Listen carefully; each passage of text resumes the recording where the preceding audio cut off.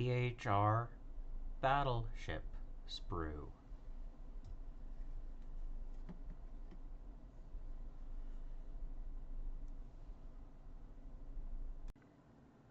For the PHR battleships, I decided to go with the core body and the weapon options and side panels to build a Caesar and a Sarpedon are very similar. It's technically just a second weapon mounted at the upper portion, below or above the lower weapon, and the third engine at the top. So I am going to magnetize for this option and this option and have both a Caesar and a Sarpedon option. It should take one magnet on either piece here. I'm going to put it inside the hull, and I think there's plenty of space in here to get a magnet in there so that it'll clip in. And this I should be able to magnetize the same way, probably right here. I will just put a magnet right in here and another magnet on the inside and have that so it lines up. And that'll give me a super battleship and a battleship option. And when I get a second one of these, I believe I'm going to do the same basic premise with the Octavius and the Minos, because they share the same side panels. And I like magnetizing, but I also don't think I want to magnetize all of the different options on every battleship. That would be quite a lot, and at some point I'd rather just buy another battleship than have even more magnets. So that's my plan. So let me get these magnetized and I'll show you what I did. The Post-Human Republic battleship has some massive magnetization going on. The inside of this is so convoluted.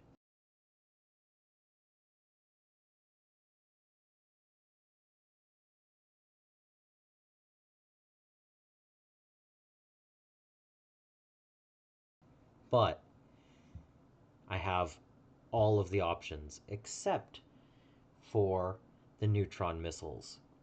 I did not do anything with those. They're too thin to really do anything on the wings. So other than that particular thing, everything else is magnetized. I can put the extra engine on. I can put either of the lower weapons.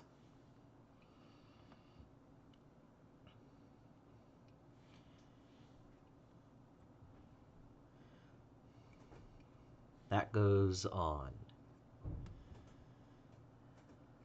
That clips in.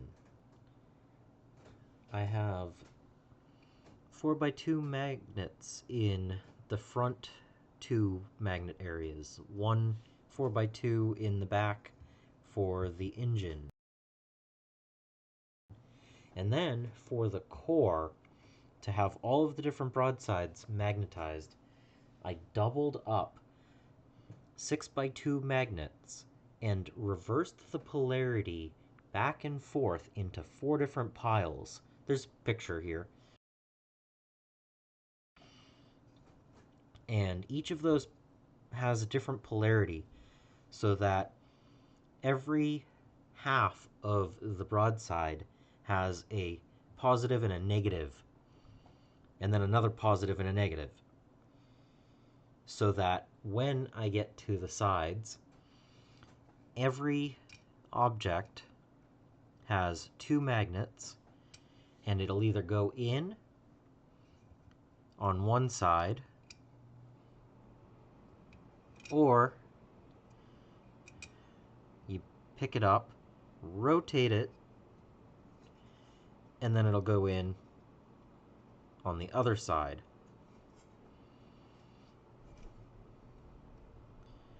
So there's always a side that it'll go. And then, because these span a distance, it'll hit the back and or the middle and the front, and then they'll clip on.